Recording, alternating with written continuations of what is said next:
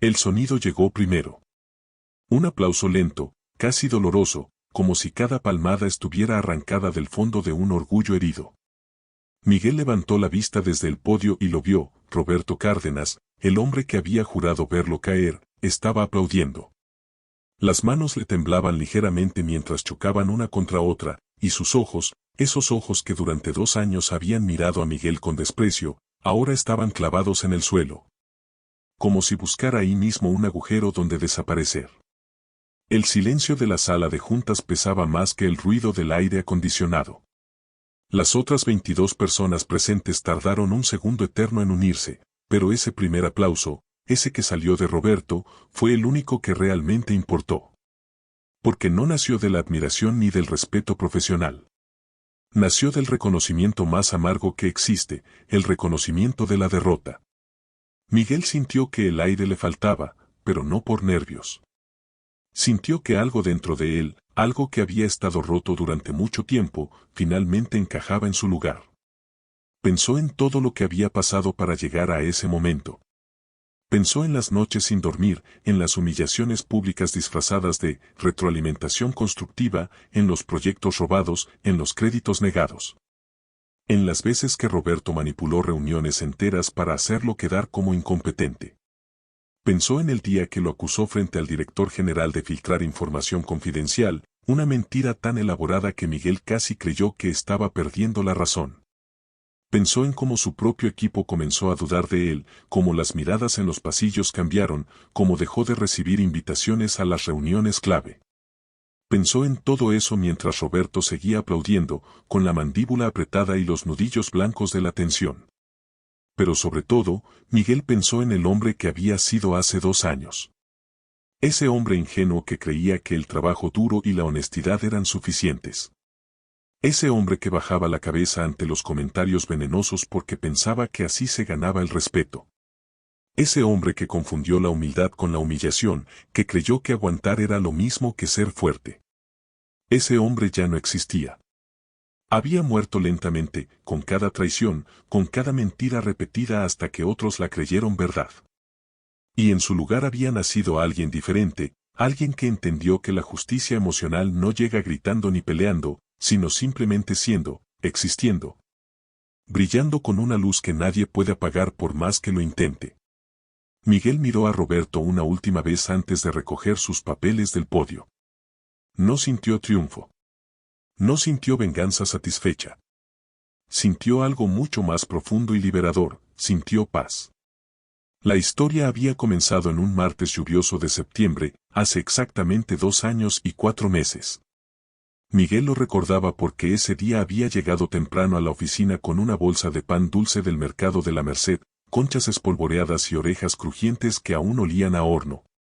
Y un termo de café de olla que su mamá le había preparado la noche anterior. Todavía conservaba el calor y ese aroma a canela y piloncillo que lo hacía sentir como en casa, aunque estuviera en el piso 14 de una torre corporativa en Reforma. Ese día, Miguel Ángel Soto cumplía 3 años trabajando en Grupo Montiel, una de las consultoras más importantes de México.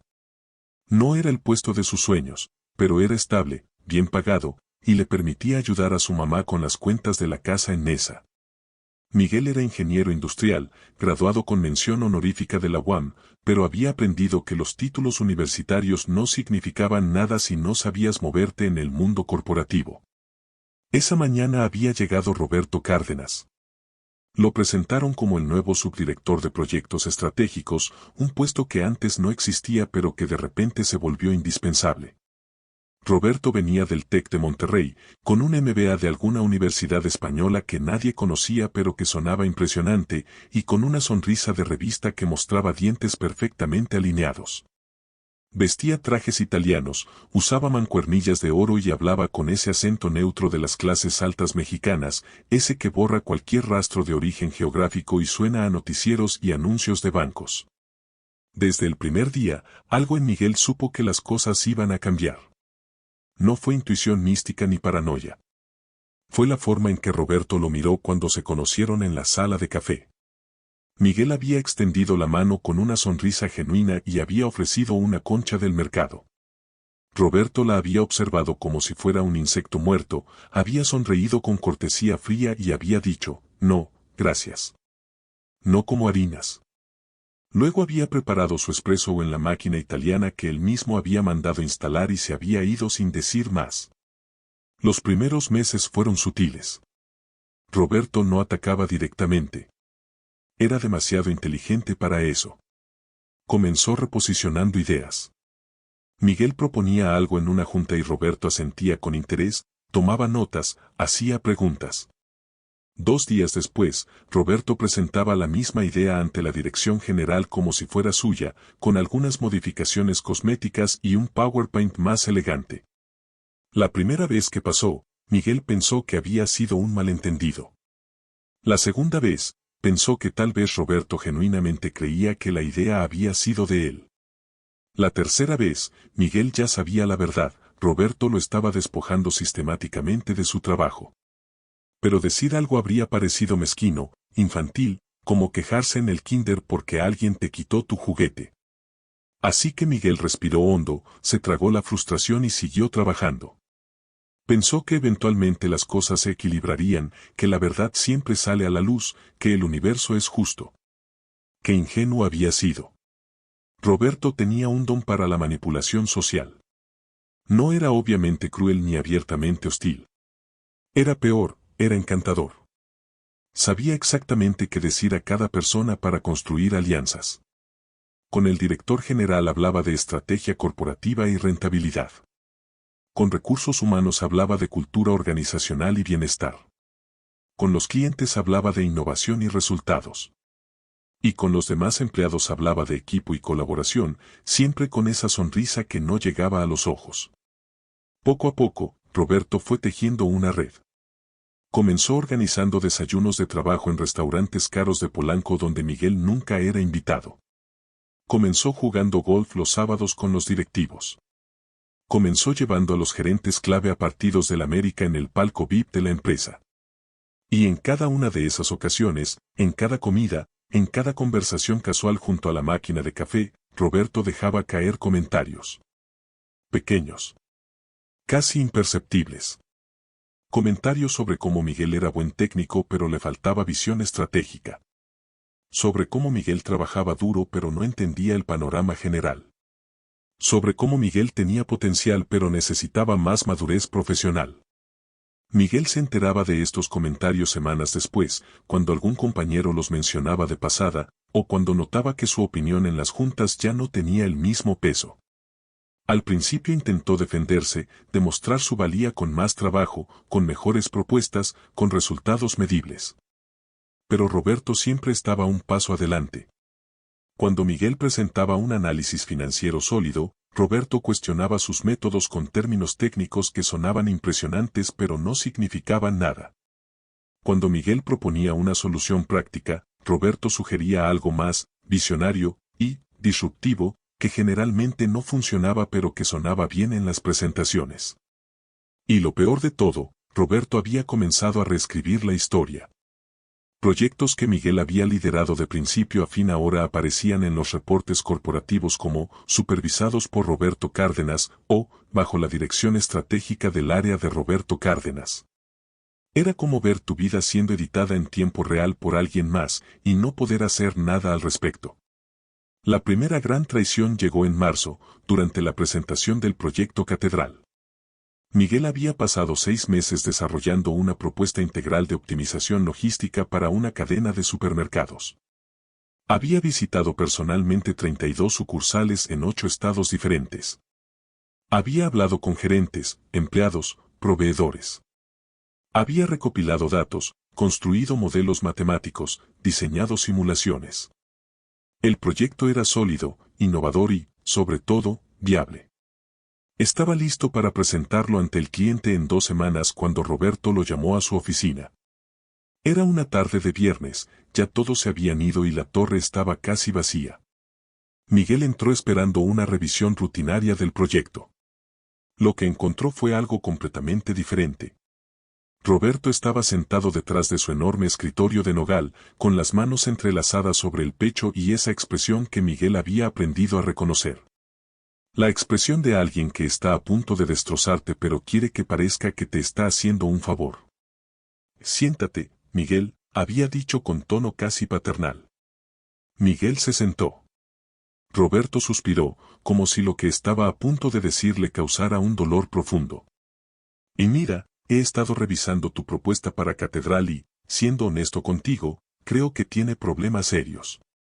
Miguel sintió que algo se contraía en su estómago, pero mantuvo la calma. ¿A qué tipo de problemas?, preguntó. Roberto sacó una carpeta, la carpeta de Miguel, con sus notas, sus diagramas, sus cálculos, y comenzó a señalar cosas aleatorias mientras hablaba. Los supuestos de base son débiles. La metodología no está alineada con las mejores prácticas internacionales. La presentación carece de visión estratégica. Francamente, Miguel, no puedo dejar que presentemos esto ante el cliente. Nos haría quedar mal a todos. Miguel sintió que el piso se movía bajo sus pies. Roberto, ese proyecto tiene 6 meses de trabajo. Todos los supuestos están respaldados con datos reales. He validado cada número. Roberto lo miró con algo que podía pasar por compasión, pero que Miguel reconoció como desprecio. Y eso es exactamente el problema, Miguel. Estás tan metido en los detalles que perdiste de vista lo importante. Necesitas desarrollar pensamiento estratégico, visión de alto nivel.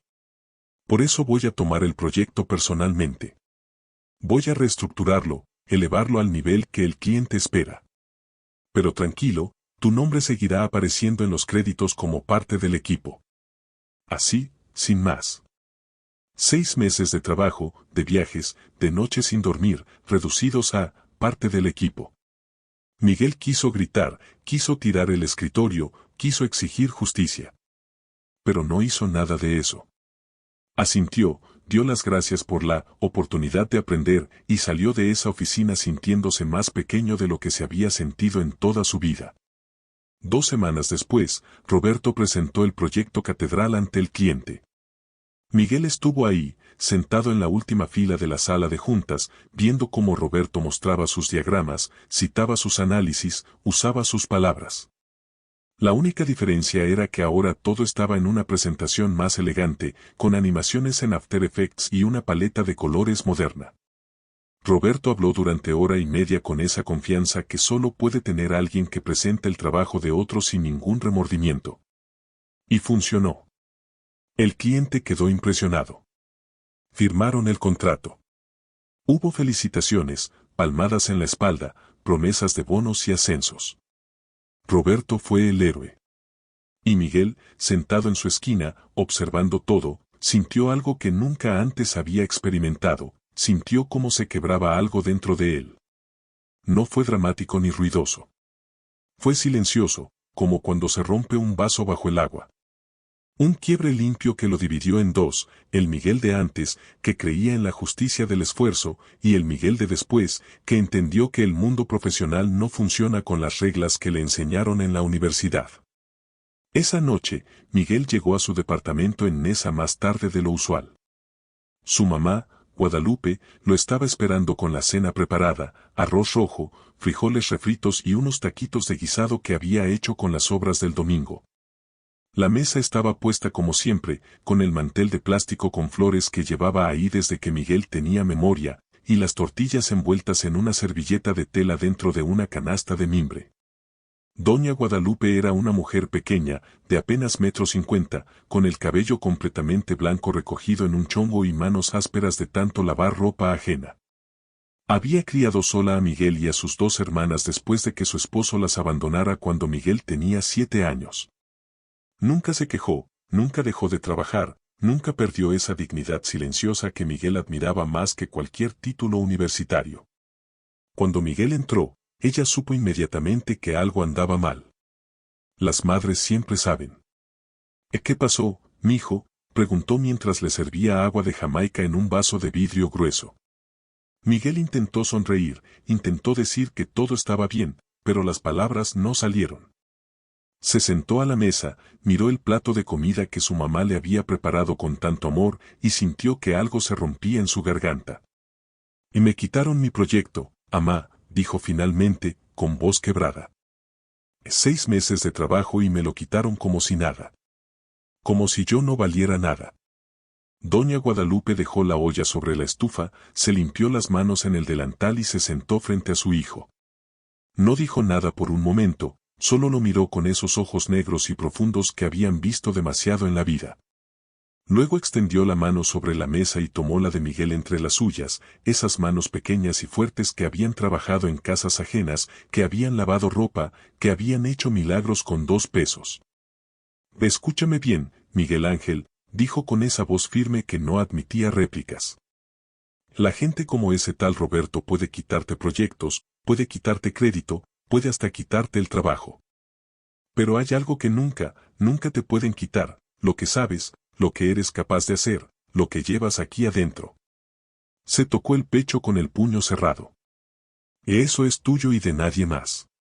Y cuando llegue el momento, porque siempre llega el momento, eso es lo que va a importar. Miguel quiso creerle. Quiso aferrarse a esas palabras como a un salvavidas. Pero en ese momento, sentado en la cocina de su mamá con el corazón hecho pedazos, era difícil creer en nada. Los siguientes meses fueron una pesadilla lenta. Roberto no se conformó con robar el proyecto catedral. Eso había sido solo el comienzo. Comenzó a asignarle a Miguel tareas cada vez más pequeñas, más irrelevantes, más humillantes. Lo mandaba a revisar inventarios, a hacer reportes administrativos, a tareas que normalmente se asignaban a practicantes. En las juntas, cuando Miguel intentaba participar, Roberto lo interrumpía con una sonrisa condescendiente y decía cosas como, gracias por tu aporte, Miguel. Pero creo que no entendiste bien el enfoque estratégico que estamos buscando. Y todos asentían, porque Roberto había logrado posicionarse como la autoridad intelectual del departamento. Nadie cuestionaba sus decisiones. Nadie defendía a Miguel. Era como estar en una obra de teatro donde todos habían acordado que Miguel era el villano, o peor aún, el incompetente. Hubo un día, un miércoles de julio particularmente caluroso, en que Miguel llegó a su límite. Había estado trabajando hasta las 3 de la mañana en un análisis de mercado que Roberto le había pedido con urgencia máxima. Miguel entregó el trabajo perfecto, documentado, con gráficos claros y conclusiones sólidas. 2 horas después, Roberto lo llamó a su oficina. Este análisis está mal, dijo sin levantar la vista de su computadora. ¿En mal en qué sentido?, preguntó Miguel, sintiéndose ya cansado de la dinámica. En todos los sentidos. Tendrás que rehacerlo completo. Miguel sintió que algo en su interior se quebraba definitivamente. Roberto, ese análisis tiene 40 páginas de datos validados. Si hay algo específico que crees que está mal, dime qué es y lo corrijo. Pero no puedo rehacer 40 páginas solo porque sí.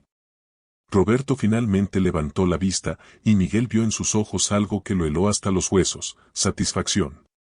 Roberto estaba disfrutando esto. ¿Me estás cuestionando, Miguel?, preguntó con tono peligrosamente suave. Porque si tienes problema con seguir instrucciones de tu superior, podemos escalarlo a recursos humanos. Era una amenaza clara. Rehacer el trabajo o enfrentar consecuencias. Miguel rehizo el trabajo. Pasó otras 2 noches sin dormir. Entregó un nuevo análisis que era prácticamente idéntico al anterior, solo que reescrito. Roberto lo aprobó sin comentarios. No hubo reconocimiento, no hubo disculpa, no hubo nada. Y Miguel entendió entonces que nunca se trató del trabajo. Se trataba de poder. Se trataba de que Roberto necesitaba verlo doblegarse, necesitaba confirmar una y otra vez que él tenía el control. Era una guerra psicológica, y Miguel la estaba perdiendo.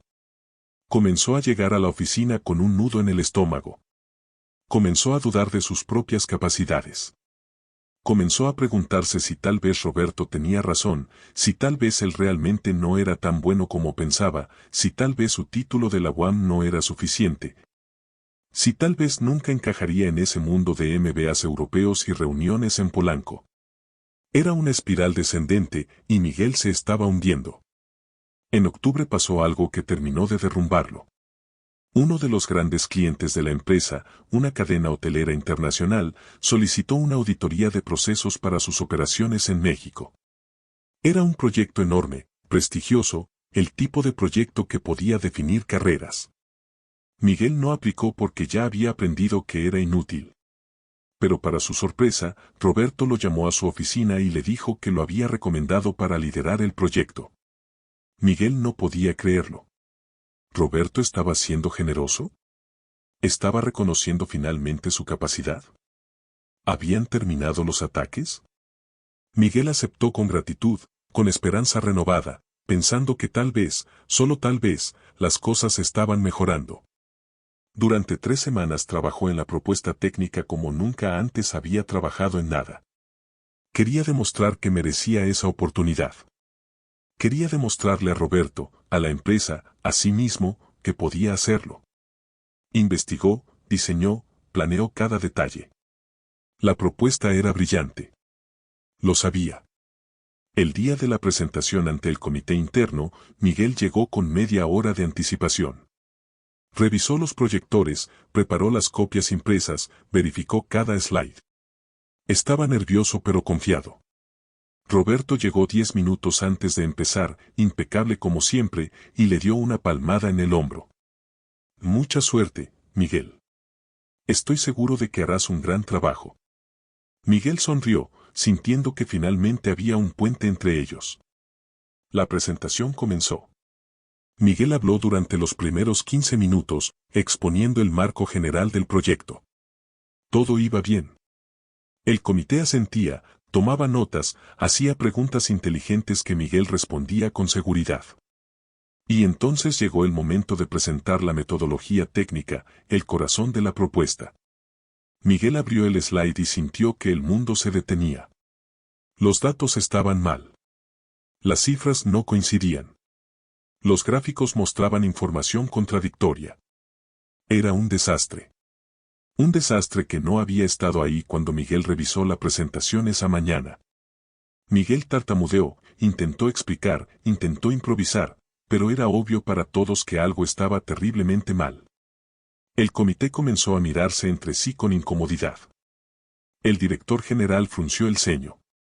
Y Roberto, sentado en la esquina de la sala, mantenía una expresión de preocupación profesional perfectamente actuada. La presentación terminó en un silencio helado. Miguel recogió sus papeles con las manos temblando y salió de ahí sintiendo que acababa de vivir su peor pesadilla. Esa misma tarde, Roberto lo llamó a su oficina nuevamente. Y Miguel, necesitamos hablar sobre lo que pasó hoy, comenzó con tono grave. Fue un desastre, y francamente, no puedo protegerte más. El comité está cuestionando seriamente tu capacidad para manejar proyectos de este nivel. Miguel lo miró, realmente lo miró, y vio la verdad tan clara como el día. Roberto había saboteado su presentación. No tenía pruebas, pero lo sabía con la misma certeza con que sabía su propio nombre. Fuiste tú, dijo Miguel con voz temblorosa. Cambiaste los datos de mi presentación. Roberto lo miró con expresión de genuina sorpresa. ¿Y me estás acusando de sabotaje? Miguel, entiendo que estés frustrado, pero eso es una acusación muy seria. Suena a que estás buscando excusas para tu propia incompetencia. Y ahí estaba la palabra, incompetencia. La palabra que Roberto había estado sembrando durante meses en conversaciones casuales, en comentarios de pasada, en sugerencias sutiles. Y ahora la decía directamente, sin disfraces. Miguel sintió que algo se rompía dentro de él, pero esta vez era diferente. No era un quiebre de derrota. Era un quiebre de despertar. Porque en ese momento, mirando la sonrisa falsa de Roberto, Miguel entendió algo fundamental, nada de lo que hiciera cambiaría la situación. No importaba cuán perfecto fuera su trabajo, cuántas horas dedicara, cuánto se esforzara. Roberto había decidido destruirlo, y tenía el poder institucional para hacerlo. La única pregunta que quedaba era, ¿qué iba a hacer Miguel al respecto? Podía renunciar, irse con la cola entre las patas, aceptar la derrota. O podía quedarse y pelear, pero no con las reglas de Roberto. Tenía que encontrar otra manera. Esa noche, Miguel no fue directamente a casa. Caminó por las calles de la Condesa, sin rumbo fijo, dejando que la brisa fresca de noviembre le golpeara el rostro. Pasó frente a cafeterías llenas de gente joven riendo y hablando, frente a restaurantes con mesas en la banqueta, frente a librerías con escaparates iluminados. La ciudad seguía viviendo, indiferente a su crisis personal, y eso era extrañamente reconfortante. Se sentó en una banca del Parque México, bajo un árbol enorme cuyas ramas se extendían como brazos protectores. Las luces de los faroles hacían sombras danzantes en el pasto.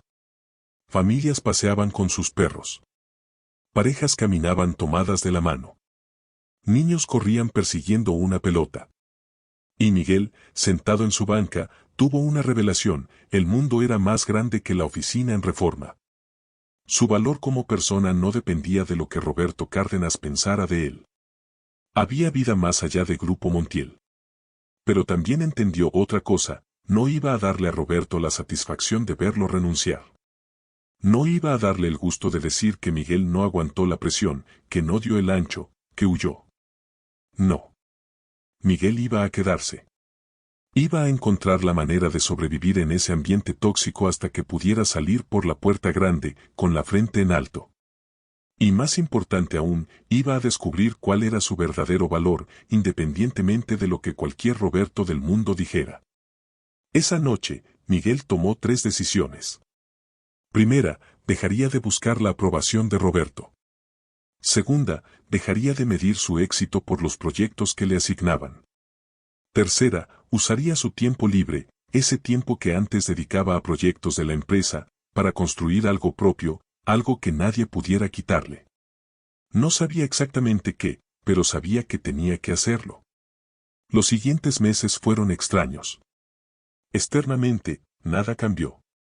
Miguel seguía yendo a la oficina, seguía haciendo las tareas que Roberto le asignaba, seguía asistiendo a las juntas donde lo ignoraban. Pero internamente, algo fundamental había cambiado. Miguel ya no estaba jugando el juego de Roberto. Estaba jugando su propio juego, y Roberto ni siquiera lo sabía. Miguel comenzó a llegar a las 7 de la mañana, 2 horas antes que todos, y se iba a las 6 de la tarde, puntual. Nada de quedarse hasta la madrugada. Nada de sacrificar su vida personal por una empresa que no lo valoraba. Y en esas 2 horas de la mañana, cuando la oficina estaba vacía y silenciosa, Miguel estudiaba. Leía papers académicos sobre metodologías de optimización. Tomaba cursos en línea sobre ciencia de datos y machine learning. Aprendía nuevas herramientas de análisis. Se volvió obsesivo en su aprendizaje, no para impresionar a nadie, sino porque descubrió que aprender por sí mismo le devolvía algo que Roberto le había quitado: la confianza en su propia inteligencia. También empezó a hacer algo que nunca antes había hecho: networking real. No el networking falso de las tarjetas de presentación y los elevadores llenos de gente. Networking genuino. Comenzó a asistir a conferencias de la industria. Comenzó a comentar en foros especializados. Comenzó a escribir artículos en LinkedIn sobre temas técnicos, compartiendo su conocimiento sin esperar nada a cambio. Y lentamente, muy lentamente, comenzó a construir una reputación fuera de Grupo Montiel. Personas de otras empresas comenzaron a seguirlo, a pedirle opinión, a ofrecerle proyectos de consultoría independiente. Miguel los aceptaba todos, siempre y cuando no interfirieran con su trabajo oficial. Los fines de semana, mientras Roberto estaba jugando golf, Miguel estaba trabajando en proyectos pequeños que le permitían aplicar todo lo que estaba aprendiendo. No ganaba mucho dinero con eso, pero ganaba algo más valioso: evidencia tangible de que era capaz, de que su conocimiento tenía valor, de que existía un mundo profesional más allá de las dinámicas tóxicas de su oficina. Roberto, por supuesto, no notó nada de esto. ¿Por qué lo haría? Para él, Miguel ya estaba neutralizado, ya no era una amenaza, ya no importaba. Roberto seguía ascendiendo en la empresa. Le habían dado una oficina más grande. Había asumido más responsabilidades. Su nombre aparecía en las presentaciones corporativas. Estaba siendo considerado para director general. Todo le estaba saliendo perfecto. Y en su mente, Miguel era solo un técnico mediocre que se había quedado estancado en su nivel, tal como Roberto siempre había sabido que pasaría. La ironía era hermosa. Mientras Roberto se sentía victorioso, Miguel estaba construyendo algo que eventualmente desmoronaría todo el castillo de naipes que Roberto había construido. Pero aún faltaba tiempo para eso. Por ahora, Miguel seguía con la cabeza baja, trabajando en silencio, esperando. En abril, casi un año después del incidente de la presentación saboteada, algo inesperado sucedió. El director general de Grupo Montiel, el licenciado Fernando Alcántara, un hombre de 60 y tantos años que había fundado la empresa 30 años atrás, anunció su retiro.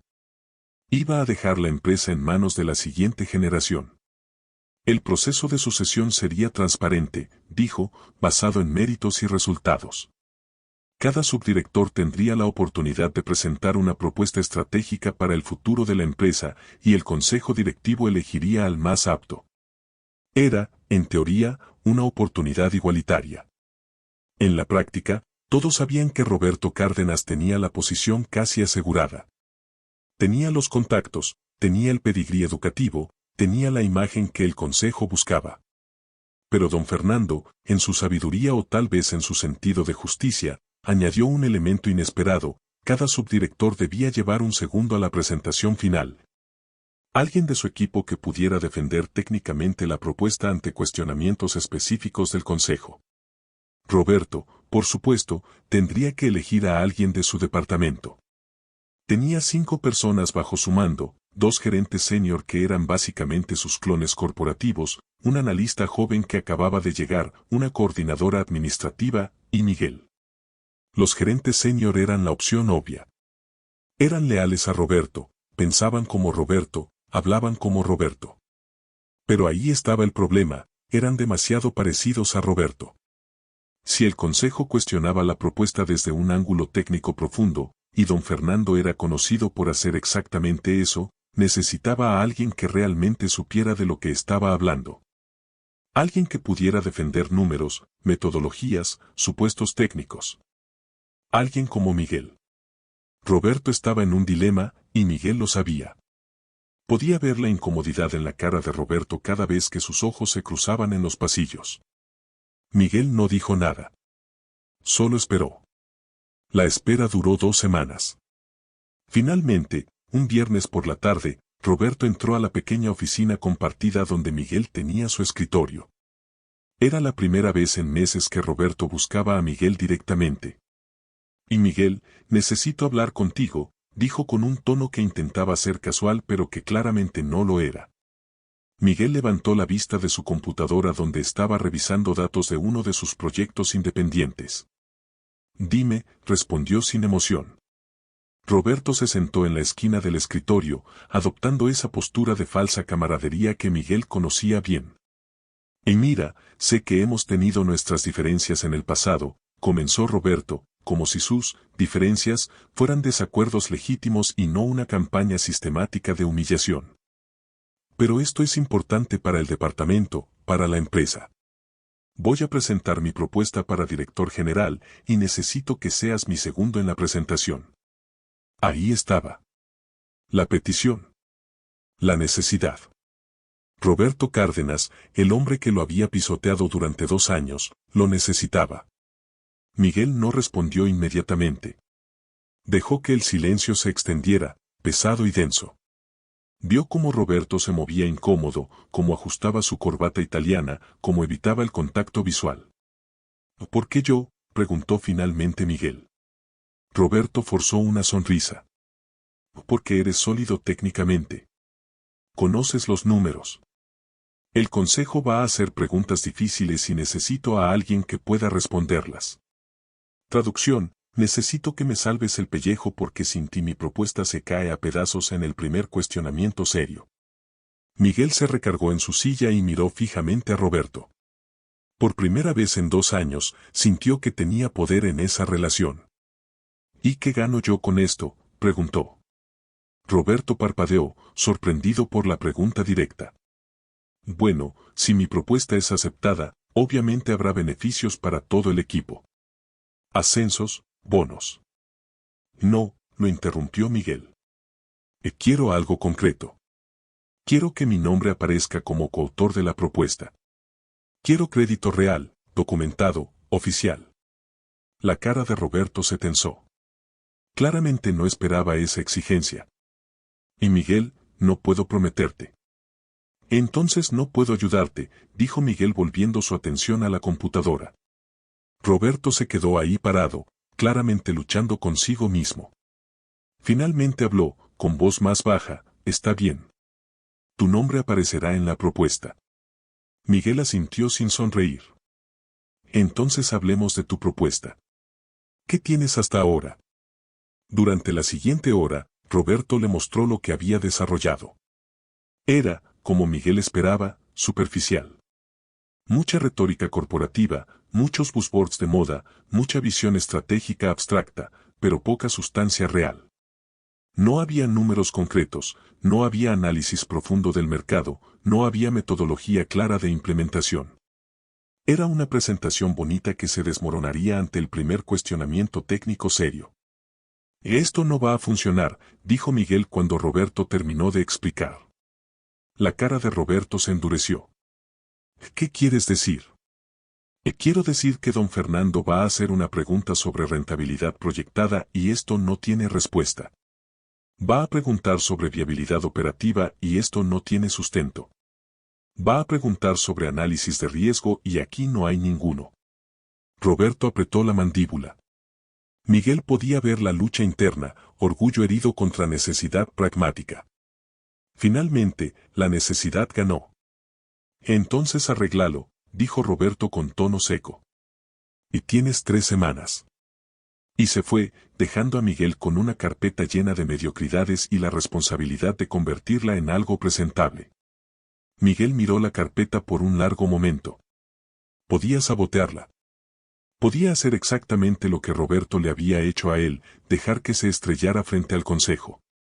Sería justicia poética. Pero entonces Miguel pensó en su mamá, en sus palabras esa noche en la cocina, hay algo que nunca te pueden quitar, lo que sabes, lo que eres capaz de hacer, lo que llevas aquí adentro.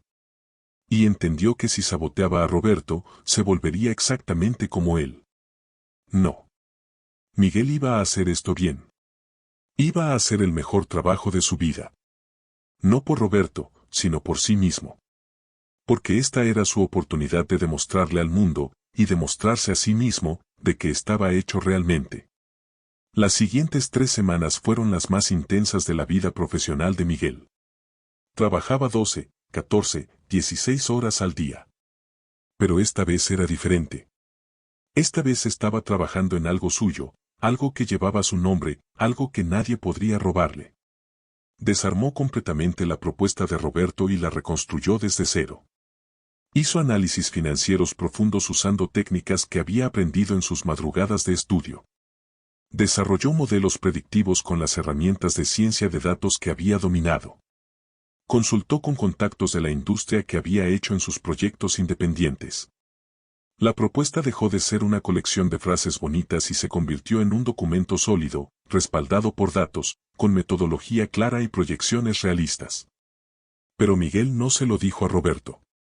Cada vez que Roberto preguntaba cómo iban las cosas, Miguel respondía con vaguedades, voy avanzando, estoy en eso, ya casi termino.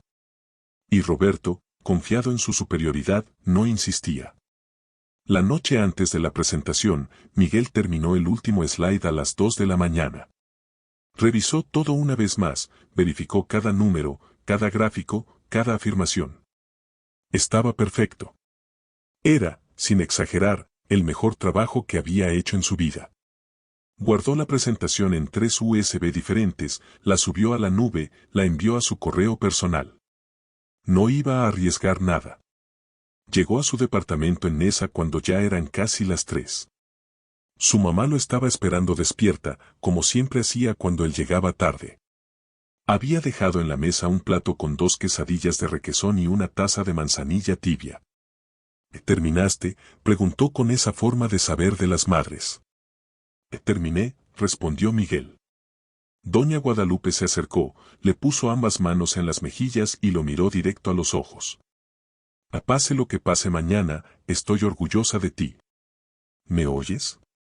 Orgullosa. Miguel sintió que se le cerraba la garganta. Gracias, amá. Ahora come y duérmete aunque sea 2 horas. Y mañana vas a entrar a esa sala y les vas a recordar quién es Miguel Ángel Soto. El día llegó. Era un martes de mayo, soleado pero con una brisa fresca que hacía que la Ciudad de México se sintiera casi respirable. Miguel se puso su único traje bueno, el que había comprado cuando lo contrataron en Grupo Montiel 3 años atrás. No era italiano ni hecho a la medida como los de Roberto, pero estaba limpio, bien planchado y le quedaba bien. Su mamá le había preparado café de olla extra fuerte y le había puesto en el bolsillo del saco una estampita de la Virgen de Guadalupe. «Papá, que te proteja», había dicho. Miguel llegó a la oficina a las 8 de la mañana. La presentación estaba programada para las 10. Roberto ya estaba ahí, en su oficina, visiblemente nervioso. Era la primera vez que Miguel lo veía así, sudando ligeramente, moviéndose inquieto, revisando obsesivamente su celular. ¿Trajiste la presentación?, preguntó en cuanto vio a Miguel. Miguel levantó su laptop. Todo está aquí. Bien, bien. ¿Revisaste todo? ¿Estás seguro de que no hay errores? Revisé 3 veces. Está perfecta. Roberto asintió, tratando de calmarse. Ok. Mira, voy a hacer la introducción y la parte de visión estratégica. Tú te encargas de todo lo técnico, números, metodología, implementación. ¿Está claro? Clarísimo. A las 10:05, entraron a la sala principal del piso 18. Era una sala enorme, con ventanales de piso a techo que daban a Reforma y una mesa de juntas que podía acomodar a 30 personas. Hoy había 16, el licenciado Fernando Alcántara en la cabecera, los 7 miembros del consejo directivo, 3 accionistas principales y 5 gerentes senior de diferentes áreas que actuaban como observadores. El ambiente era formal, pesado, cargado de expectativas. Roberto y Miguel se sentaron frente al consejo. Miguel conectó su laptop al proyector. El licenciado Alcántara los miró por encima de sus lentes de lectura. Bueno, Roberto, Miguel, adelante. Tienen 1:30. Queremos ver su propuesta para el futuro de esta empresa. Roberto se aclaró la garganta, se acomodó la corbata, y comenzó. Habló durante 20 minutos sobre visión, valores, cultura corporativa, expansión internacional. Tenía buena presencia, había que admitirlo. Sabía cómo moverse, cómo modular la voz, cómo hacer contacto visual. El consejo escuchaba con atención pero sin emoción particular. Habían visto cientos de presentaciones como esta. Entonces le tocó el turno a Miguel. Se puso de pie, respiró profundo, y comenzó a hablar. Y en ese momento, algo extraordinario sucedió, todo el miedo, toda la inseguridad, toda la duda que había acumulado durante 2 años simplemente se evaporó. Porque Miguel no estaba presentando el trabajo de Roberto. Estaba presentando su propio trabajo. Y sabía que era brillante. Habló de proyecciones financieras con un nivel de detalle que hizo que el director financiero del consejo levantara las cejas con interés. Explicó metodologías de optimización operativa que hizo que la directora de operaciones comenzara a tomar notas furiosamente. Presentó análisis de mercado que mostraban oportunidades que nadie más había identificado. Cada afirmación estaba respaldada con datos. Cada proyección tenía sustento metodológico. Cada propuesta tenía un plan de implementación claro. Miguel habló durante 50 minutos sin parar y el consejo estaba completamente enganchado. Hacían preguntas, Miguel las respondía con precisión. Cuestionaban supuestos, Miguel mostraba el análisis de sensibilidad que ya había preparado. Pedían más detalle, Miguel tenía slides adicionales para cada punto. A mitad de la presentación técnica de Miguel, notó algo, Roberto ya no se veía confiado. Se veía confundido. Porque esto no era lo que esperaba. Esto era mucho más, mucho mejor, mucho más profundo de lo que Roberto había imaginado. Y poco a poco, mientras Miguel seguía presentando, Roberto comenzó a entender algo incómodo, la persona que estaba brillando en esa sala no era él. Era Miguel. El licenciado Alcántara se inclinó hacia adelante en su silla, mirando fijamente a Miguel. Esto es impresionante, dijo. ¿Cuánto tiempo llevan trabajando en esta propuesta? 3 semanas, respondió Miguel. ¿3 semanas? Don Fernando volteó a ver a Roberto. Roberto, ¿tú desarrollaste la parte estratégica y Miguel la técnica? Roberto tragó saliva. Podía mentir, podía atribuirse crédito como siempre hacía, podía minimizar la contribución de Miguel. Pero había un problema, todos en esa sala podían ver claramente quién sabía de qué estaba hablando y quién no. Roberto asintió levemente. Y Miguel llevó la mayor parte de la carga técnica, sí. La mayor parte, repitió el director financiero mirando el documento. Roberto, con el debido respeto, esto no es solo carga técnica. Esto es el corazón de toda la propuesta. La parte estratégica que presentaste es estándar, lo hemos escuchado 1000 veces. Pero esto, señaló la presentación de Miguel, esto es diferente. Esto muestra conocimiento real del negocio, análisis profundo, pensamiento innovador. El silencio que siguió fue pesado. Roberto intentó recuperar el control, bueno, como equipo obviamente.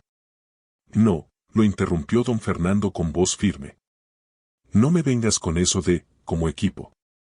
Quiero saber exactamente quién hizo qué. Miguel, ¿tú desarrollaste esta metodología de análisis? Miguel podía haber sido diplomático. Podía haber compartido el crédito educadamente, podía haber dejado que Roberto salvara la cara. Pero se acordó de todos los proyectos robados, de todas las humillaciones, de todas las noches sin dormir llorando de frustración. Se acordó de la presentación saboteada. Se acordó de 2 años siendo tratado como incompetente. Y decidió que era tiempo de decir la verdad. Sí, respondió Miguel mirando directo a don Fernando. Desarrollé la metodología, hice el análisis de mercado, construí los modelos financieros, diseñé el plan de implementación. Todo lo que vieron en los últimos 50 minutos es mío. Don Fernando asintió lentamente. ¿Y los proyectos anteriores que Roberto ha presentado durante estos años, cuántos de esos también llevan tu trabajo? Era la pregunta que Roberto había temido. Miguel podía ver el pánico en sus ojos, suplicándole silenciosamente que no dijera nada. Y por un momento, Miguel consideró quedarse callado. Pero entonces pensó, ¿por qué? ¿Por qué proteger a alguien que nunca lo protegió a él? Varios, dijo Miguel calmadamente. El proyecto Catedral fue completamente mío. La optimización de la cadena de suministro para Grupo Ferrero, también. El rediseño de procesos para la cadena hotelera del año pasado, ese también fue mío. Silencio absoluto en la sala. Todos voltearon a ver a Roberto, cuya cara había perdido todo el color. Roberto, dijo don Fernando con voz peligrosamente tranquila, ¿es esto cierto? Roberto abrió la boca, la cerró, la volvió a abrir. Yo, supervisé esos proyectos, obviamente Miguel trabajó en ellos, pero como líder del departamento yo. No pregunto si lo supervisaste, lo interrumpió don Fernando. Pregunto si te atribuiste el mérito por trabajo que no hiciste. El resto del consejo miraba la escena con expresiones que iban desde la incomodidad hasta el disgusto evidente. Roberto Cárdenas, el candidato favorito para director general, estaba siendo desenmascarado públicamente. Creo que ha habido un malentendido, intentó Roberto. En cualquier organización, el líder del equipo naturalmente da crédito donde corresponde, lo cortó la directora de operaciones. No se apropia del trabajo de sus subordinados. Don Fernando se quitó los lentes y los dejó sobre la mesa. Esta junta terminó. Roberto, Miguel, pueden retirarse. El consejo deliberará en privado. Miguel recogió su laptop. Roberto se quedó un momento más, como si fuera a decir algo, pero finalmente salió también. En el pasillo, Roberto se volteó hacia Miguel con una furia que ya no intentaba disimular. ¿Qué acabas de hacer, siseó? Y me acabas de hundir frente al consejo. Miguel lo miró sin un gramo de miedo. No, Roberto. Tú te hundiste solo. Yo solo dije la verdad. La verdad, Roberto soltó una risa amarga. la verdad es que sin mí no serías nada en esta empresa. Todo lo que has logrado es porque yo te di oportunidades. Oportunidades, Miguel sintió que algo caliente subía por su pecho. Y me robaste proyectos. Me humillaste públicamente. Me saboteaste. Me hiciste sentir incompetente durante 2 años. Eso no son oportunidades, Roberto. Eso es abuso. Roberto se acercó más, intimidante. Vas a arrepentirte de esto. Voy a asegurarme de que. ¿De qué? Lo interrumpió Miguel. ¿De que no trabaje más aquí? Adelante. Ya no me importa. Porque finalmente entendí algo, mi valor no depende de lo que tú pienses de mí. Roberto abrió la boca para responder, pero en ese momento se abrió la puerta de la sala de juntas. Y Miguel, puedes volver a entrar un momento, dijo uno de los gerentes senior. Miguel volvió a entrar. Roberto intentó seguirlo, pero el gerente levantó la mano. Solo Miguel. La puerta se cerró en la cara de Roberto. Miguel se paró frente al consejo, sin saber qué esperar. Don Fernando habló primero. Y Miguel, el consejo ha deliberado y tenemos algunas preguntas. Primero, ¿tienes documentación que respalde tus afirmaciones sobre los proyectos anteriores? Sí, respondió Miguel. Tengo correos, archivos con mi autoría, versiones preliminares, todo. Segundo, ¿por qué no reportaste esta situación antes? Miguel respiró profundo. Porque pensé que nadie me creería. Roberto es carismático, tiene los contactos correctos, el pedigrí correcto. Yo solo soy un ingeniero de la UAM de Nesa. ¿Quién me iba a creer a mí? Don Fernando asintió lentamente. Tercero, y más importante, si te ofreciéramos la posición de subdirector del departamento de Roberto, ¿la aceptarías? El mundo de Miguel se detuvo. ¿Qué? El director financiero habló, Miguel, todos vimos lo que presentaste ahí. Eso no es trabajo de un analista. Es trabajo de un líder. Y si la mitad de lo que dijiste sobre los proyectos anteriores es cierto, y sospecho que lo es, entonces hemos estado subestimando seriamente tu capacidad. Pero no te vamos a presionar, agregó don Fernando. Si prefieres buscar oportunidades en otro lugar después de todo lo que has pasado, lo entenderemos. Solo queremos que sepas que hay un lugar para ti aquí, si lo quieres. Un lugar real, con el reconocimiento que mereces. Miguel sintió que las piernas le temblaban. Todas las humillaciones, todas las noches de duda, todos los momentos en que pensó que tal vez Roberto tenía razón y él realmente no era suficiente, todo eso se estaba desmoronando en ese instante. ¿Y Roberto? Preguntó. Roberto será reasignado, dijo la directora de operaciones con tono firme. Obviamente no es apto para una posición de liderazgo. Don Fernando se puso de pie y extendió la mano. Entonces, ¿qué dices, Miguel? ¿Quieres ayudarnos a construir el futuro de esta empresa? Miguel miró la mano extendida. Pensó en su mamá esperándolo en casa, pensó en todas las veces que ella había creído en él cuando nadie más lo hacía. Pensó en esas madrugadas estudiando solo, aprendiendo solo, creciendo solo. Pensó en quién había sido y en quién se había convertido. Estrechó la mano de don Fernando. Acepto. Los siguientes días fueron un torbellino. Roberto fue oficialmente reasignado a una posición estratégica, sin personal a su cargo, un eufemismo corporativo para decir que lo habían despojado de todo poder real. Miguel fue promovido a subdirector con un aumento de sueldo del 40% y un equipo propio. Pero lo más extraño de todo fue el día que Miguel se mudó a su nueva oficina. Era la oficina que había sido de Roberto, amplia, con ventanas, con ese escritorio de nogal que Miguel había visto tantas veces desde el otro lado. Se sentó en la silla de cuero y miró alrededor.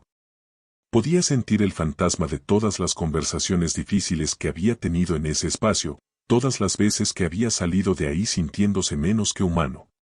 Y ahora era suya. No sintió euforia. Sintió algo más complejo, una mezcla de alivio, de validación y de una tristeza extraña por todo el tiempo perdido. Esa noche, Miguel llegó a su casa con una botella de sidral Mundet bien fría y una bolsa con sopes de la esquina. Encontró a su mamá regando las macetas del pequeño balcón, con ese delantal floreado que usaba para todo. «Mamá», dijo simplemente. Doña Guadalupe volteó y en sus ojos vio que ya sabía. Las madres siempre saben. Dejó la regadera, se limpió las manos en el delantal y abrazó a su hijo. No dijo nada. Solo lo abrazó. Y Miguel, ese hombre de 32 años que acababa de ser promovido subdirector de una empresa importante, lloró como un niño en los brazos de su madre. Lloró por todo lo que había aguantado, por todas las veces que quiso rendirse, por todas las noches que dudó de sí mismo. Lloró de alivio, de gratitud, de cansancio acumulado.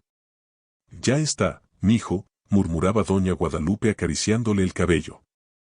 «Ya pasó. Ya está».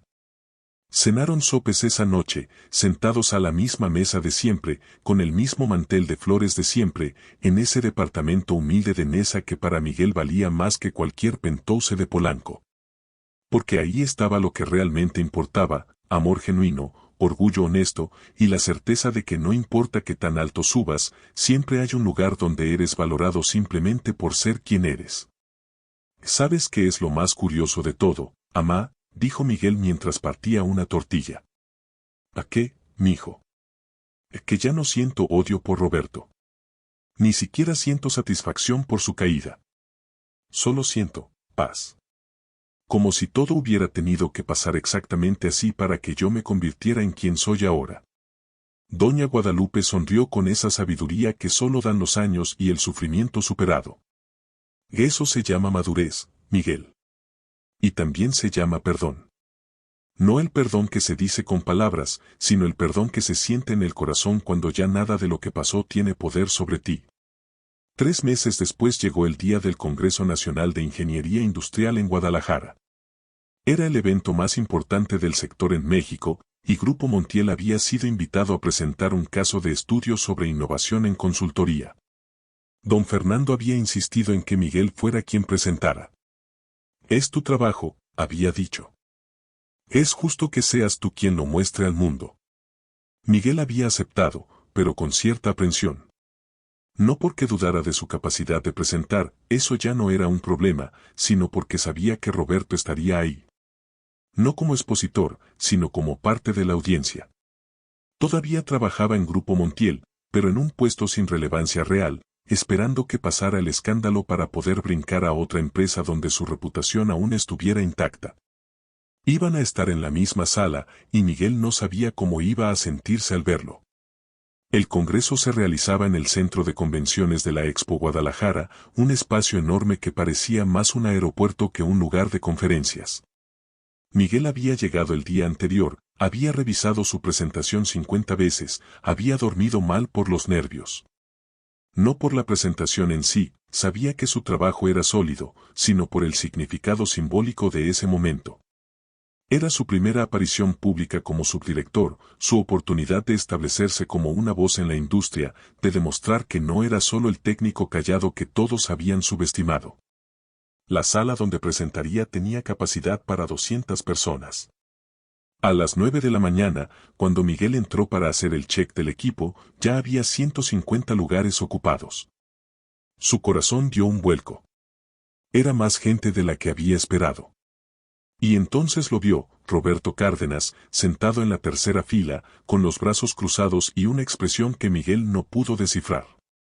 Miguel sintió que algo se revolvía en su estómago, pero respiró profundo. Pensó en las palabras de su mamá, ya nada de lo que pasó tiene poder sobre ti. Subió al escenario a las 10 en punto. El moderador lo presentó. Es un honor tener con nosotros a Miguel Ángel Soto, subdirector de proyectos estratégicos de Grupo Montiel, quien nos hablará sobre metodologías innovadoras en optimización operativa. Aplausos corteses. Miguel se paró frente al micrófono, miró al público, miró a Roberto, y comenzó. Y en ese momento pasó algo mágico, se olvidó de todo. Se olvidó de Roberto, se olvidó de los nervios, se olvidó del escenario. Solo quedó él y el trabajo que amaba, el conocimiento que había acumulado, la pasión que sentía por lo que hacía. Habló durante 50 minutos y el público estaba completamente enganchado. Hacían preguntas inteligentes, discutían metodologías, desafiaban supuestos. Era el tipo de intercambio intelectual que Miguel siempre había soñado tener. Cuando terminó, hubo un segundo de silencio.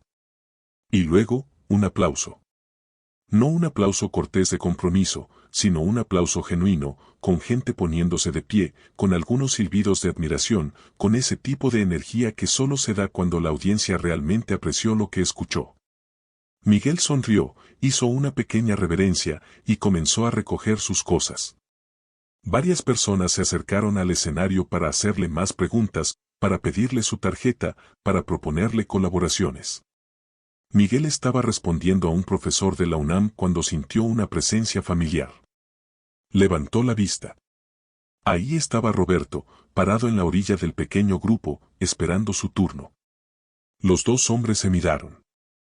El resto de la gente pareció sentir la tensión y lentamente se fue dispersando, dejándolos solos. Roberto se acercó lentamente. Se veía diferente. No vestía su traje italiano habitual sino algo más sencillo. Tenía ojeras. Había perdido ese brillo de confianza arrogante que siempre lo había caracterizado. Se paró frente a Miguel y por un largo momento no dijo nada. Finalmente habló, con voz baja, «¿Estuvo bien?» Miguel no respondió. Solo esperó. Roberto tragó saliva, y Miguel pudo ver que lo que venía le costaba un esfuerzo físico. «Estuvo muy bien. Excelente, de hecho. Tu trabajo siempre fue excelente. Yo solo, no quise verlo. O peor, lo vi y por eso necesitaba opacarte». Silencio. Miguel sintió que algo viejo dentro de él se aflojaba. «¿Por qué?», preguntó finalmente. «¿Por qué me hiciste todo eso?»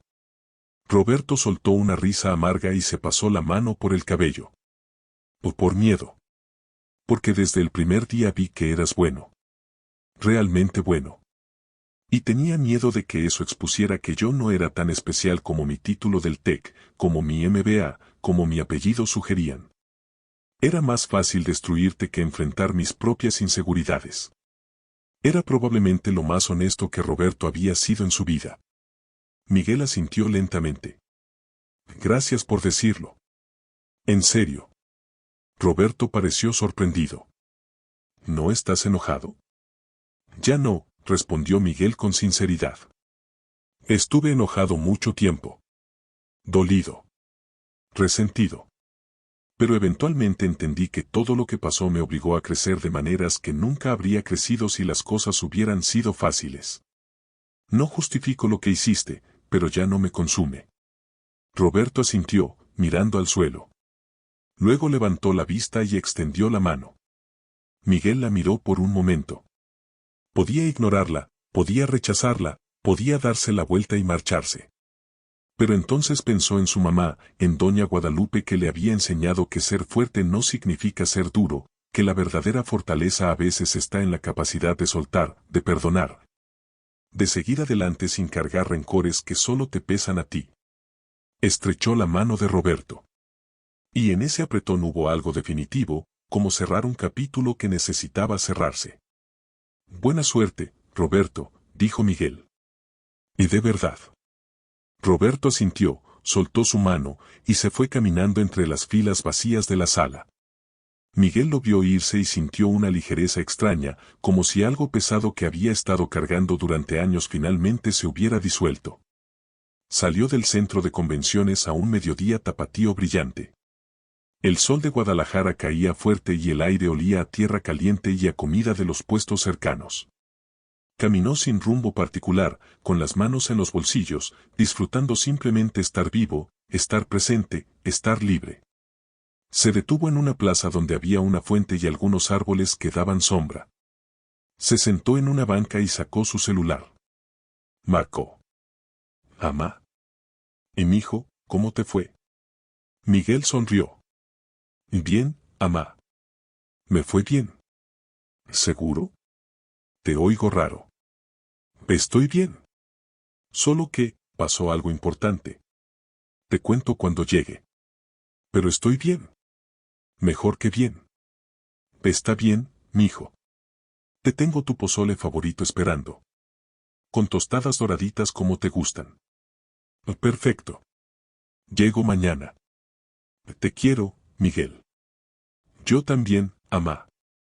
Colgó y se quedó ahí sentado, viendo cómo unas palomas peleaban por un pedazo de pan en el piso. Pensó en todo el camino recorrido.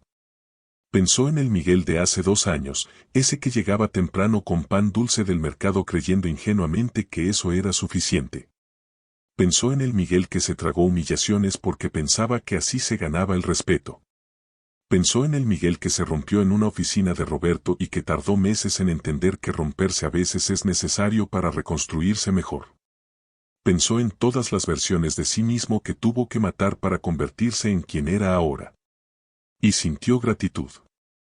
No gratitud por el sufrimiento en sí, sino por lo que el sufrimiento le había enseñado, que el valor real no viene de afuera sino de adentro, que nadie puede quitarte lo que genuinamente posees. Que la justicia emocional existe y llega no cuando la exiges sino cuando la mereces. El resto del Congreso pasó en una bruma feliz. Miguel hizo conexiones valiosas, recibió 3 ofertas de trabajo de otras empresas, que educadamente rechazó, y fue invitado a escribir un artículo para la revista más importante de la industria. El último día, durante la cena de clausura, el presidente de la Asociación de Ingenieros lo abordó. Y Miguel, escuché tu presentación. Impresionante. Tenemos una iniciativa el próximo año sobre formación de nuevos profesionistas. Queremos crear un programa de mentoría y me encantaría que fueras uno de los mentores principales. Miguel casi se rió. Tengo 32 años. Apenas me ascendieron hace 3 meses. El presidente sonrió. Precisamente por eso. Porque recuerdas lo que es estar empezando. Porque no eres uno de esos ejecutivos distantes que se olvidaron de dónde vienen. Los jóvenes necesitan mentores como tú. Miguel aceptó sin dudarlo. Era la oportunidad de hacer por otros lo que nadie había hecho por él, creer en ellos, guiarlos, defenderlos. 6 meses después, en una fría mañana de diciembre, Miguel estaba en su oficina revisando propuestas cuando su asistente tocó la puerta. Y Miguel, hay alguien que quiere verte. Dice que no tiene cita pero que es importante. ¿Quién es? Un tal Roberto Cárdenas. Miguel sintió una punzada de algo, no exactamente miedo, pero sí aprensión. Hacía medio año que no hablaba con Roberto. Hazlo pasar. Roberto entró viéndose notablemente diferente. Ya no trabajaba en Grupo Montiel. Miguel sabía que había renunciado 2 meses después del Congreso de Guadalajara y que había abierto una pequeña consultoría independiente. Traía un folder en la mano y una expresión que Miguel reconoció, la expresión de alguien que está por pedir un favor difícil. Hola, Miguel. Gracias por recibirme. Siéntate. ¿Qué necesitas? Roberto se sentó en la orilla de la silla, nervioso. Mira, sé que no tengo derecho a pedirte nada después de todo. Pero mi consultoría está luchando. No he logrado cerrar ningún cliente importante y, bueno, Grupo Montiel va a licitar un proyecto grande de reestructura operativa. Pensé que tal vez podrías, no sé, ponerme en contacto con la persona correcta, o... Se fue apagando, dándose cuenta de lo absurdo de su petición. Miguel lo miró por un largo momento. Podía decir que no. Podía disfrutar el momento de ver a Roberto pidiendo ayuda. Podía vengarse con un simple rechazo. Pero entonces, de nuevo, pensó en su mamá.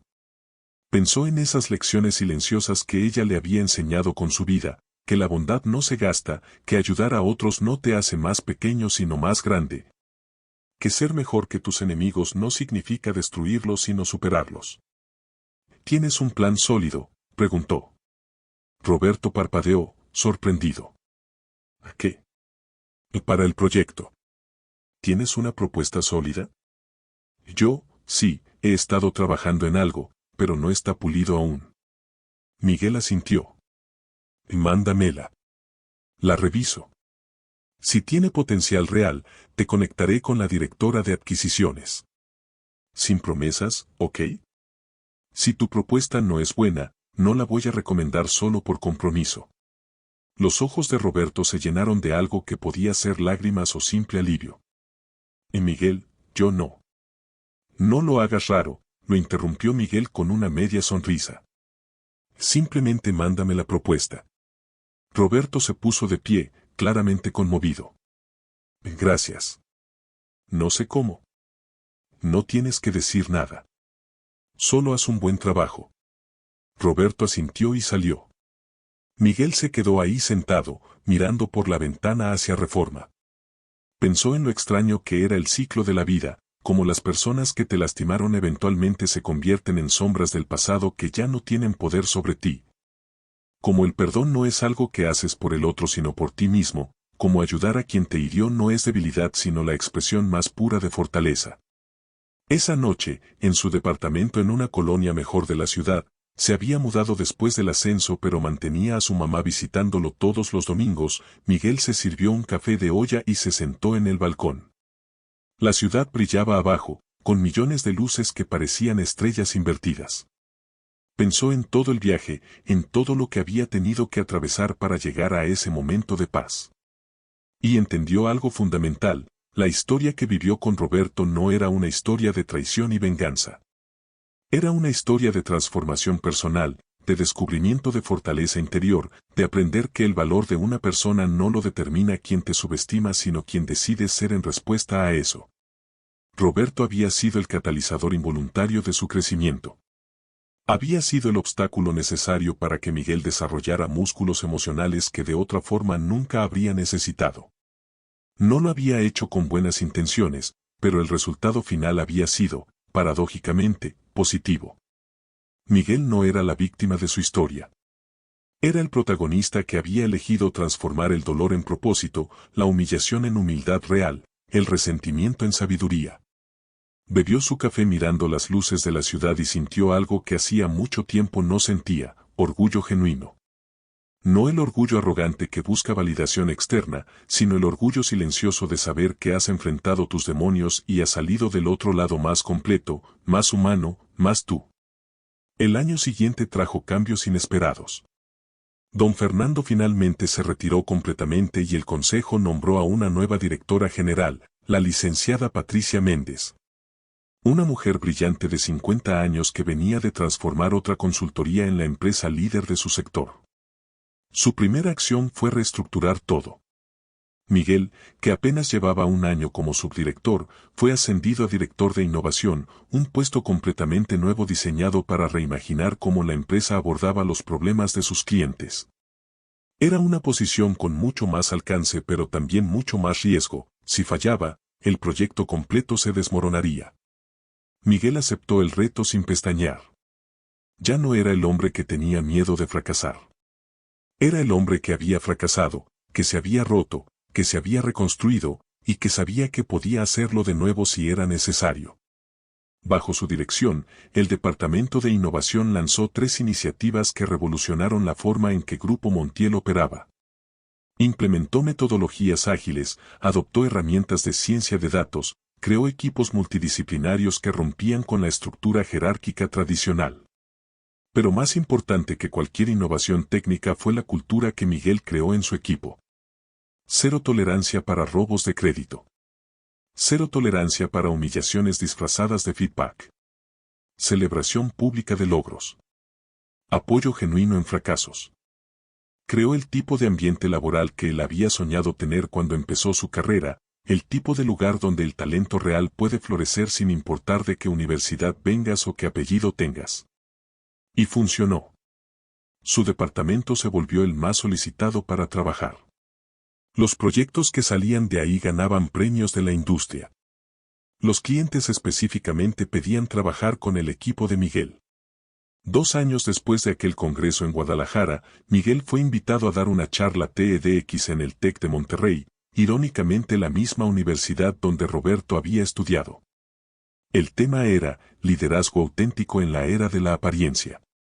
Miguel había trabajado semanas en esa presentación, pero no era sobre metodologías o estrategias corporativas. Era personal. Era su historia. Subió al escenario característico de TED, con ese círculo rojo en el piso y las luces enfocadas en él, y comenzó a hablar. ¿Cuántos de ustedes han sentido alguna vez que no son suficiente?, preguntó. Más de la mitad de la audiencia levantó la mano. Yo también. Durante 2 años de mi vida me sentí exactamente así. Y hoy quiero contarles cómo esa experiencia, ese sentirse no suficiente, paradójicamente me enseñó que siempre había sido suficiente. Solo necesitaba creerlo yo mismo. Durante 18 minutos, Miguel contó su historia. No mencionó nombres, no entró en detalles que pudieran identificar a Roberto, pero contó la esencia, la humillación sistemática, el robo de crédito, la presentación saboteada, el momento de quiebre. La decisión de trabajar en silencio, el momento de vindicación. Y luego habló de algo más profundo, del perdón, de la transformación, de cómo los peores capítulos de tu vida a veces escriben las mejores versiones de ti mismo. El hombre que me hizo daño, dijo cerca del final, eventualmente tuvo que aplaudirme. No porque yo lo obligara, no porque lo humillara de vuelta, sino porque mi trabajo habló por sí mismo. Y en ese aplauso, en esa rendición incómoda de su orgullo, hubo justicia. Pero no la justicia que yo había imaginado en mis momentos más oscuros. No era satisfacción vengativa. Era liberación. Era la confirmación de que cuando construyes algo genuino, cuando trabajas con integridad, cuando te niegas a convertirte en tu peor enemigo, el universo eventualmente acomoda las cosas. La charla terminó con una ovación de pie. Miguel bajó del escenario sintiendo algo extraño, vulnerabilidad. Había expuesto su historia más dolorosa frente a 1000 personas y ahora estaba disponible en Internet para que millones más la vieran. Se preguntó si había sido buena idea. La respuesta llegó en las semanas siguientes. Recibió cientos de correos de personas que habían visto la charla. Ingenieros jóvenes que estaban pasando por situaciones similares. Profesionistas en medio de ambientes tóxicos. Estudiantes que dudaban de su valía. Todos agradeciendo por haberles mostrado que si se podía salir adelante, que el sufrimiento no era el final sino una etapa de transformación. Miguel respondió personalmente a todos los que pudo.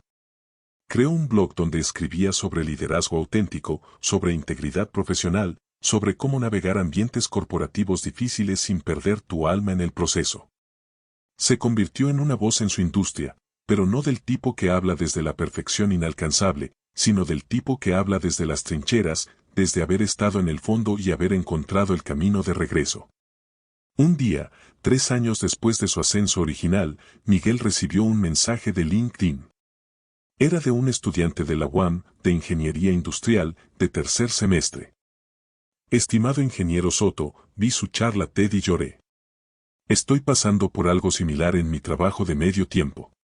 Mi supervisor se atribuye todo mi trabajo y yo no sé qué hacer. Vi que usted estudió en la UAM como yo, y pensé que tal vez podría aconsejarme. Miguel le respondió inmediatamente, por supuesto. Tomemos un café. Se reunieron una semana después en una cafetería cerca de CEU. El muchacho, que se llamaba Daniel, tenía 21 años, provenía de Chalco, y trabajaba como pasante en una empresa de logística donde su jefe hacía exactamente lo que Roberto le había hecho a Miguel. Daniel se veía cansado, frustrado, al borde de la renuncia. Miguel lo escuchó durante media hora sin interrumpir. Cuando Daniel terminó de desahogarse, Miguel habló: voy a decirte algo que tal vez no quieras escuchar, no puedes controlar lo que tu jefe hace. No puedes obligarlo a ser justo, a darte crédito, a tratarte bien. Pero puedes controlar tu respuesta. Puedes elegir si esta situación te destruye o te construye. Le contó su propia historia con más detalle de la que había compartido en TED.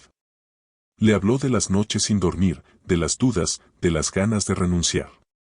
Pero también le habló de las decisiones que tomó: seguir aprendiendo, construir su reputación externamente, documentar todo, esperar el momento correcto.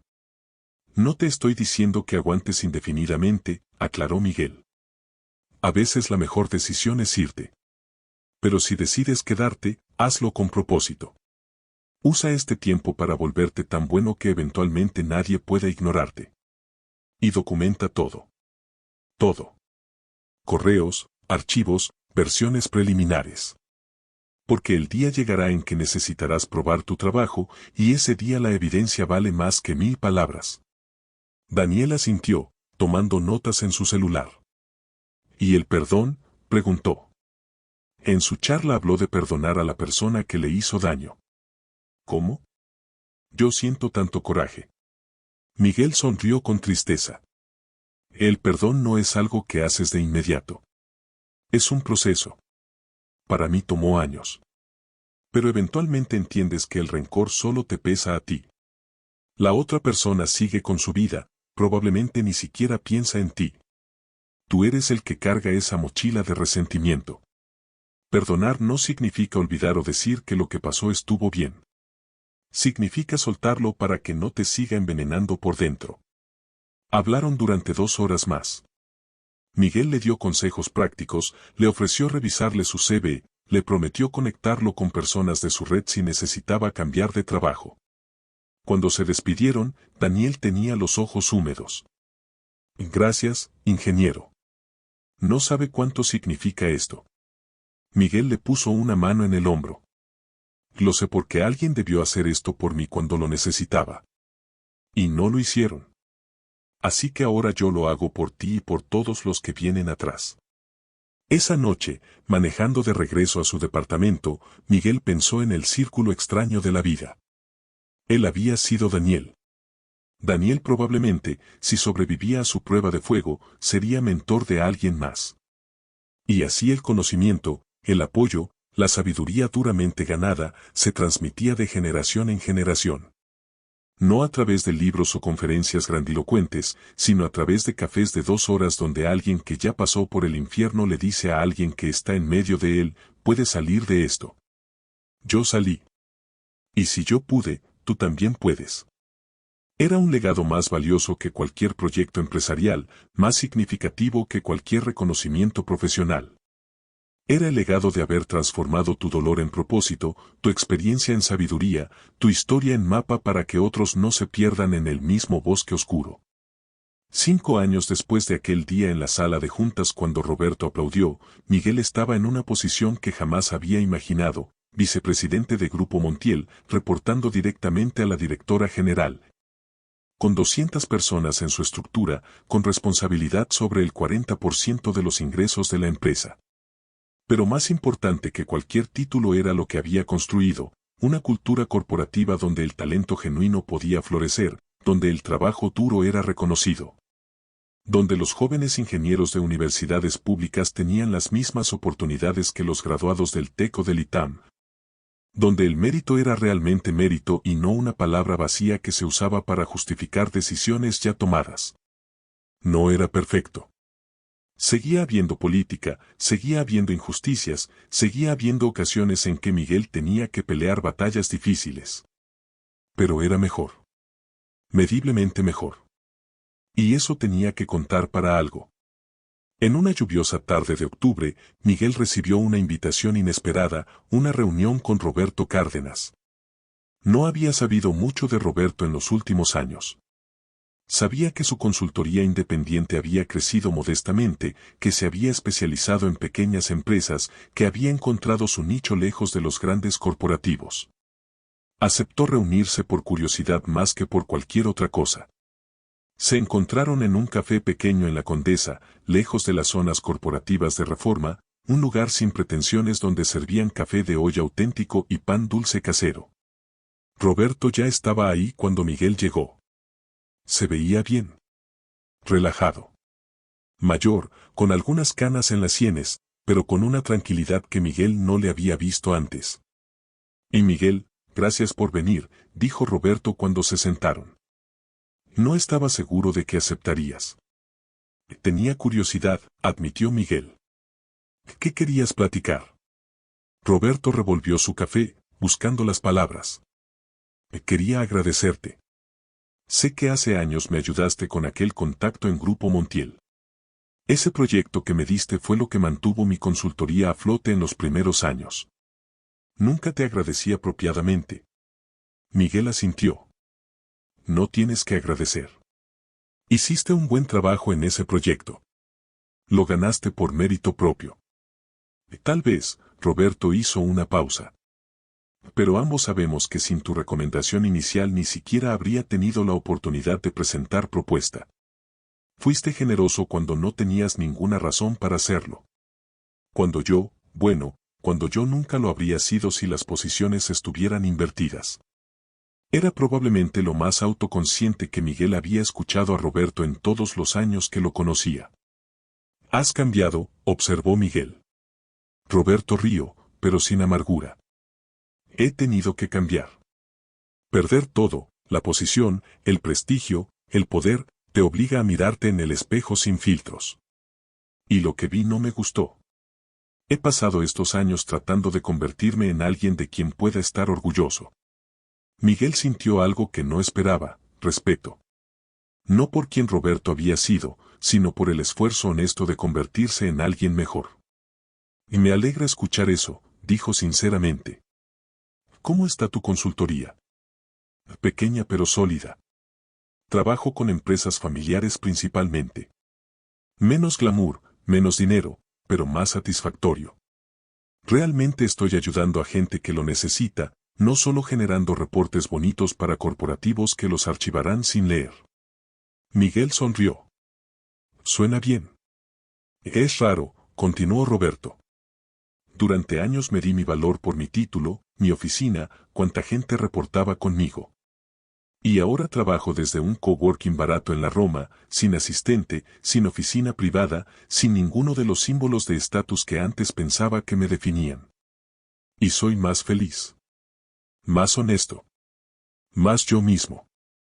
Hablaron durante 2 horas, esta vez sin tensión, sin agendas ocultas, solo 2 hombres que habían compartido un capítulo difícil de sus vidas y que ahora podían mirarlo desde la distancia con algo parecido a la paz. Cuando se despidieron, Roberto extendió la mano. Gracias, Miguel. Por todo. Por la ayuda, sí, pero sobre todo por mostrarme con tu ejemplo que hay una mejor manera de ser. De liderar. De existir en el mundo profesional. Miguel estrechó su mano. Cuídate, Roberto. Éxito con la consultoría. Caminó de regreso a su auto bajo la llovizna típica de octubre en Ciudad de México. Las calles olían a tierra mojada y a tacos al pastor de los puestos que empezaban a abrir para la cena. Miguel se detuvo un momento bajo un árbol, dejando que la lluvia ligera le golpeara el rostro. Pensó en todo el viaje. Pensó en el Miguel de hace 7 años, ese que llegaba con pan dulce del mercado. Pensó en el Miguel que se rompió en una oficina. Pensó en el Miguel que decidió levantarse. Pensó en todas las versiones de sí mismo que había tenido que ser para llegar a este momento, parado bajo la lluvia en la Condesa, en paz con su pasado, confiado en su presente, esperanzado con su futuro. La historia podría terminar ahí, con esa imagen de reconciliación y cierre. Pero la vida rara vez tiene finales tan limpios. La verdadera historia continuaba todos los días, en las decisiones que Miguel tomaba como líder, en los jóvenes profesionistas que mentoreaba, en la cultura que construía. En las batallas que seguía peleando contra la injusticia corporativa. Porque entender que el mundo no es justo no significa dejar de luchar por justicia. Significa luchar más inteligentemente, con más compasión, con la sabiduría de quien ha estado en ambos lados del poder. 3 años más pasaron en un borrón de proyectos, viajes, presentaciones, logros y desafíos. Miguel cumplió 40 años rodeado de su equipo, su familia y amigos genuinos que había hecho a lo largo del camino. Su mamá, doña Guadalupe, ahora de 72 años, estaba ahí con su inseparable delantal de flores, habiendo preparado personalmente 3 bandejas de tamales para la celebración de oficina. En su discurso improvisado de agradecimiento, Miguel dijo algo que todos recordarían: la gente joven me pregunta constantemente cómo lograr el éxito. Y yo siempre les digo que están haciendo la pregunta equivocada. La pregunta no es cómo lograr el éxito. La pregunta es cómo convertirte en alguien de quien estés orgulloso. Porque el éxito externo es frágil, se puede perder con una crisis económica, una mala decisión, un golpe de mala suerte. Pero quién eres, tu integridad, tu carácter, eso nadie te lo puede quitar. Y paradójicamente, cuando dejas de perseguir el éxito y empiezas a perseguir ser una mejor persona, el éxito te encuentra de todas formas. Solo que cuando llega, lo aprecias más, lo usas mejor, y entiendes que es un medio, no un fin. Fueron palabras simples pero honestas, nacidas de la experiencia vivida, no de libros de autoayuda o seminarios de liderazgo. Y resonaron. Una semana después de su cumpleaños, Miguel recibió una llamada inesperada. Era un headhunter de una firma internacional buscando CEO para una consultoría que estaba expandiéndose a Latinoamérica. El paquete de compensación era obsceno, el triple de lo que ganaba ahora, acciones, bonos, todos los lujos que vienen con posiciones de ese nivel. Miguel escuchó la oferta completa, agradeció y pidió tiempo para pensarlo. Esa noche, cenando con su mamá como hacía todos los domingos, le contó de la oferta. Suena bien, dijo doña Guadalupe masticando lentamente su pedazo de pollo. ¿Pero? Porque te conozco, mijo, y sé que hay un pero. Miguel sonrió. Su mamá siempre lo conocía mejor que nadie. El pero es que tendría que empezar de cero en una cultura corporativa que no conozco, con gente que no confía en mí aún, peleando las mismas batallas que ya peleé. Y aquí, en Montiel, tengo algo que construí, algo que significa algo, gente que creyó en mí cuando pocos lo hacían. Entonces ya sabes tu respuesta. Creo que sí. Rechazó la oferta al día siguiente. No con arrogancia ni con falsa modestia, sino simplemente explicando que estaba comprometido con lo que estaba construyendo en Grupo Montiel. El headhunter no lo entendió. Es el triple de tu salario actual, insistió. Lo entiendo, respondió Miguel. Pero hay cosas más importantes que el dinero. ¿Cómo qué? ¿Cómo despertar todos los días sabiendo que el lugar donde trabajas es un poco mejor porque tú estás ahí? ¿Cómo ver crecer a gente que de otra forma nunca habría tenido oportunidades? ¿Cómo construir algo que durará más que tu carrera individual? Hubo un silencio del otro lado de la línea. Eres una persona rara, Miguel Soto. Gracias. Lo tomo como un cumplido. La vida siguió su curso, proyectos exitosos, algunos fracasos, promociones del equipo, alguna renuncia dolorosa, nuevos retos, victorias pequeñas que se acumulaban en algo significativo. Miguel nunca se volvió complaciente, nunca dejó de aprender, nunca se olvidó de dónde venía. Y cada vez que un joven profesionista llegaba a su oficina con esa mirada de duda, con ese peso de sentirse no suficiente, Miguel se acordaba de sí mismo hace tantos años y hacía lo que nadie hizo por él entonces. Escuchaba realmente, validaba el dolor y mostraba con su propia historia que sí se podía salir adelante. 10 años después de aquel día en la sala de juntas cuando Roberto aplaudió, Miguel estaba dando otra charla. Esta vez no era TEDx ni un congreso de ingeniería. Era una universidad pública en el Estado de México, hablándole a 150 estudiantes de ingeniería de primer semestre. La mayoría venía de familias humildes, la mayoría sería la primera generación en terminar la universidad, la mayoría enfrentaría discriminación en el mundo corporativo por no venir del TEC o del ITAM. Miguel los miró y se vio a sí mismo 20 años atrás. Les van a decir que no son suficiente, comenzó sin preámbulos. Por su universidad, por su acento, por su código postal, por 1000 razones estúpidas que no tienen nada que ver con su capacidad real.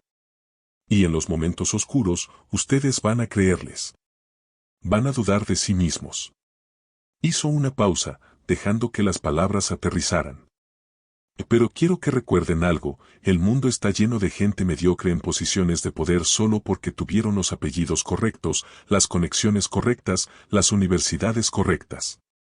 Y está lleno de gente brillante trabajando en silencio, sin reconocimiento, porque nadie les dio la oportunidad. Ustedes tienen que decidir en cuál de esos grupos quieren estar. Pueden aceptar las limitaciones que otros les ponen, o pueden trabajar el triple de duro, ser el triple de buenos, y obligar al mundo a reconocerlos eventualmente. No será fácil. No será rápido. Habrá momentos en que quieran rendirse. Pero les prometo, que vale la pena. Los estudiantes escuchaban en silencio absoluto. Miguel continuó, y ahora había emoción real en su voz. Yo vengo de Nesa.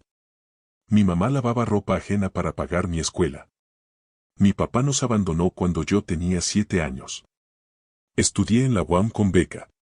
Mi primer traje lo compré en el mercado de Tepito.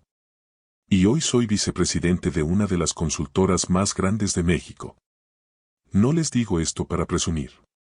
Se los digo para que sepan que es posible. Para que cuando alguien los haga sentir menos por su origen, recuerden que ese alguien probablemente nunca tuvo que luchar por nada en su vida. La adversidad construye carácter. El privilegio, frecuentemente, construye arrogancia. Y a la larga, el carácter siempre gana. Cuando terminó la charla, varios estudiantes se acercaron. Una chica joven, no más de 19 años, esperó hasta el final. Tenía los ojos rojos.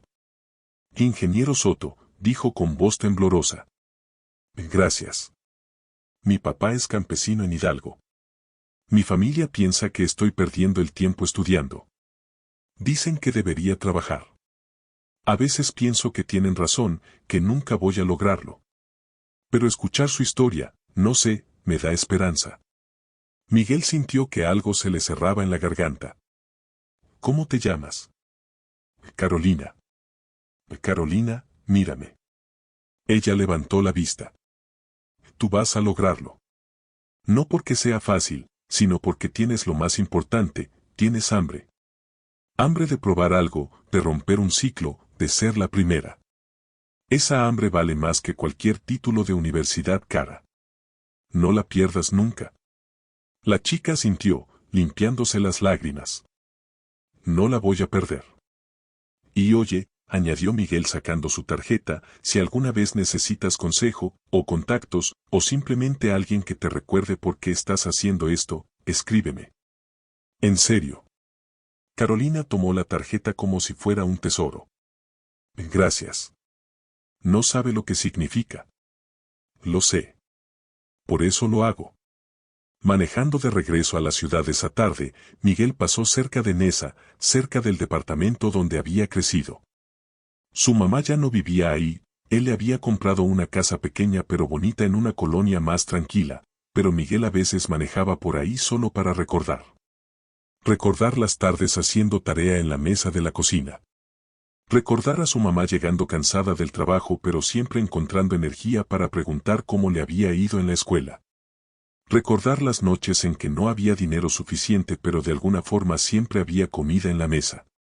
Recordar que todo lo que era ahora, todo lo que había logrado, tenía raíces en ese departamento humilde donde aprendió que la dignidad no cuesta dinero y que el amor no necesita lujos.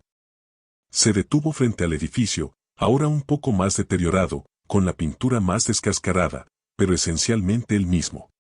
Y sintió gratitud. Gratitud por el camino difícil que lo había forjado, por las carencias que le enseñaron a valorar, por las humillaciones que le dieron empatía, por el dolor que le dio profundidad. No cambiaría nada. Ni siquiera los 2 años con Roberto. Porque todo, absolutamente todo, había sido necesario para convertirlo en quien era ahora, alguien que entendía el dolor pero elegía la compasión, alguien que conocía la injusticia pero peleaba por justicia. Alguien que había sido subestimado pero se negaba a subestimar a otros. Esa noche, Miguel escribió en su diario, un hábito que había desarrollado años atrás, hoy di una charla a estudiantes. Vi en sus ojos el mismo miedo que yo sentí. Pero también vi la misma determinación. Y entendí que mi trabajo ya no es solo hacer proyectos exitosos o subir en la jerarquía corporativa. Mi trabajo es asegurarme de que los que vienen atrás tengan un camino un poco menos difícil que el mío. No quitarles los retos son necesarios para crecer, pero sí quitarles la injusticia arbitraria, la discriminación sin sentido, los obstáculos que no construyen carácter sino que simplemente destruyen espíritu. Cerró el diario y miró por la ventana de su estudio. La ciudad dormía abajo, con sus millones de historias, sus millones de luchas silenciosas, sus millones de personas tratando de ser un poco mejor de lo que fueron ayer. Y Miguel supo que era parte de algo más grande que él, parte de una red invisible de gente que había sido golpeada pero se había levantado, que había sido subestimada pero había demostrado su valor, que había sido herida pero había elegido no herir a otros de la misma forma. Esa red era su legado verdadero. No los proyectos, no los títulos, no el dinero.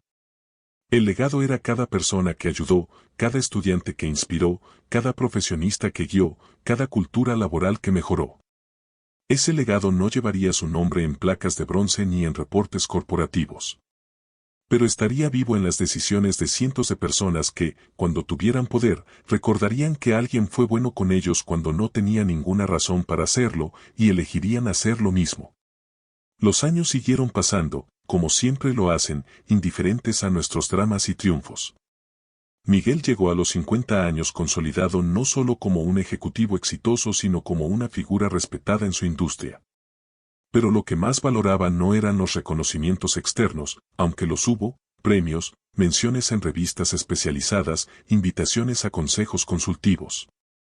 Sino el hecho de que podía mirarse al espejo todas las mañanas y sentirse orgulloso del hombre que veía. Había construido una vida basada en integridad, en trabajo genuino, en ayudar a otros. No era perfecto. Cometía errores, tenía mal genio a veces, tomaba decisiones equivocadas. Pero siempre, intentaba hacerlo mejor. Y cuando fallaba, lo reconocía, aprendía y seguía adelante. Su mamá, doña Guadalupe, ahora de 82 años, seguía siendo su consejera más confiable. Su cuerpo se había hecho más frágil pero su mente seguía afilada y su corazón seguía siendo el más grande que Miguel conocía. Un domingo, mientras comían pozole como hacían desde que Miguel tenía memoria, doña Guadalupe le preguntó, «Mijo, ¿eres feliz?». Era una pregunta simple pero cargada de significado. Miguel masticó despacio, pensando en la respuesta honesta. «Sí, amá. Soy feliz». No en el sentido de estar siempre contento o sin problemas. Pero sí en el sentido de sentir que mi vida tiene propósito, que lo que hago importa, que la persona que soy está alineada con la persona que quiero ser. Doña Guadalupe asintió con esa sabiduría silenciosa. Entonces todo valió la pena. Todo el dolor, todo el esfuerzo, todo. ¿Tú eres feliz, amá? Ella sonrió, esa sonrisa que arrugaba toda su cara. Mi hijo, cría 3 hijos sola. Los 3 son buenas personas. Eso es más de lo que muchas madres pueden decir. Sí, soy feliz. Se quedaron en silencio un momento, solo el sonido de las cucharas contra los platos, el tráfico lejano de la calle, el tic-tac del reloj de pared. ¿Sabes qué es lo que más me enorgullece de ti?, preguntó doña Guadalupe de repente. ¿Qué, amá? No es tu puesto ni tu dinero ni tu éxito. Es que sigues siendo el mismo Miguel. El niño que compartía su lunch con el compañero que no traía. El joven que ayudaba a sus compañeros de universidad con las materias difíciles. El hombre que trata con el mismo respeto al intendente que al director general. No perdiste eso. Y en un mundo como este, eso es un milagro. Miguel sintió que se le llenaban los ojos de lágrimas. Tú me enseñaste eso, amá. Solo estoy viviendo lo que vi en ti toda mi vida. Entonces hice bien mi trabajo. Sí, pensó Miguel. Sí lo hiciste. La historia de Miguel Ángel Soto no tiene un final dramático porque las vidas reales no terminan con momentos cinematográficos donde todo se resuelve en un clímax perfecto. La vida es una colección de días ordinarios donde tomamos miles de decisiones pequeñas que, acumuladas, definen quiénes somos. Miguel siguió tomando esas decisiones, día tras día, año tras año, construyendo una vida que valía la pena vivir no por sus éxitos externos sino por su integridad interna. Y cuando a veces, en conferencias o entrevistas, le preguntaban por el momento que definió su carrera, Miguel siempre volvía al mismo recuerdo, ese día en la sala de juntas cuando Roberto Cárdenas aplaudió. No fue el aplauso lo que importó, explicaba. Fue lo que el aplauso representó, el momento en que entendí que mi valor no dependía de la validación de nadie más. Roberto aplaudió porque no le quedó más remedio ante la evidencia. Pero yo ya no necesitaba ese aplauso. Ya había aprendido la lección más importante, que cuando construyes algo genuino, cuando trabajas con integridad, cuando te niegas a convertirte en tu peor enemigo, eventualmente el mundo reconoce tu valor. No siempre de inmediato, no siempre de la forma que esperabas, pero eventualmente lo hace. Y cuando ese reconocimiento llega, lo recibes con paz, no con triunfalismo, porque para entonces ya sabes que el reconocimiento externo es agradable pero no esencial. Lo esencial es la paz interior que viene de saber que hiciste las cosas bien. Era una lección simple pero profunda. Y era una lección que Miguel pasaba a todos los que cruzaban su camino, esperando que ellos también la aplicaran cuando enfrentaran sus propios Robertos, sus propios momentos de duda. Sus propios cruces en el camino donde tendrían que elegir entre volverse como sus opresores o elevarse por encima de ellos.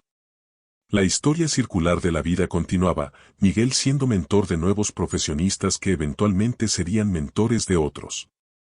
El conocimiento fluyendo hacia adelante, las lecciones pasando de generación en generación, cada uno añadiendo su propia experiencia al río colectivo de sabiduría humana. Y quizás, pensó Miguel en sus momentos más reflexivos, quizás eso era la inmortalidad real, no vivir para siempre, sino vivir de tal forma que las lecciones que aprendiste, los valores que encarnaste, la bondad que mostraste, continúen vibrando en el mundo mucho después de que te hayas ido.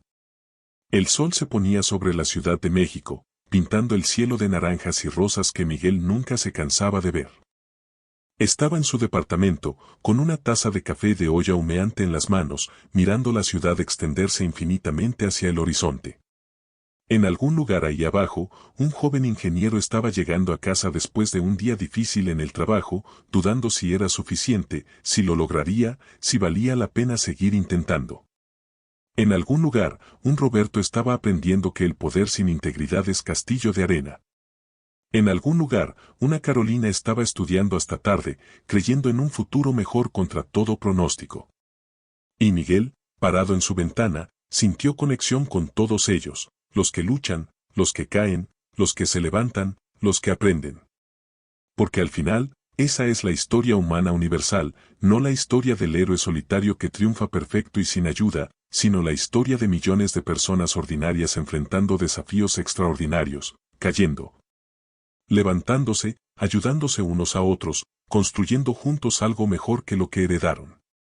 Juró que me destruiría, murmuró Miguel para sí mismo, repitiendo el título de su propia historia. Pero terminó aplaudiéndome. Sonrió. No era la historia de venganza que alguna vez imaginó en sus momentos más oscuros. Era algo mucho mejor, una historia de transformación, de dignidad preservada, de integridad que eventualmente triunfa sobre la manipulación. Era la historia de recordar que tu valor no lo determina quien te subestima sino quien decide ser en respuesta a eso.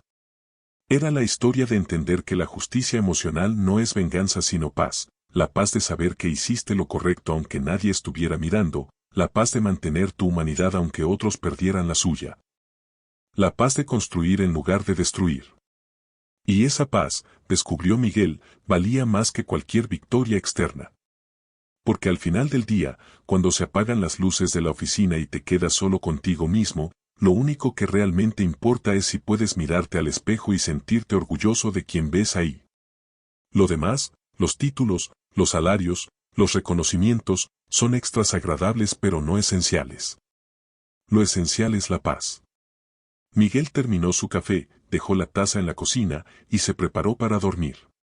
Mañana sería otro día con sus propios desafíos y oportunidades. Pero por ahora, en este momento de transición entre un día y el siguiente, entre un capítulo y el que viene, Miguel simplemente se permitió sentir gratitud.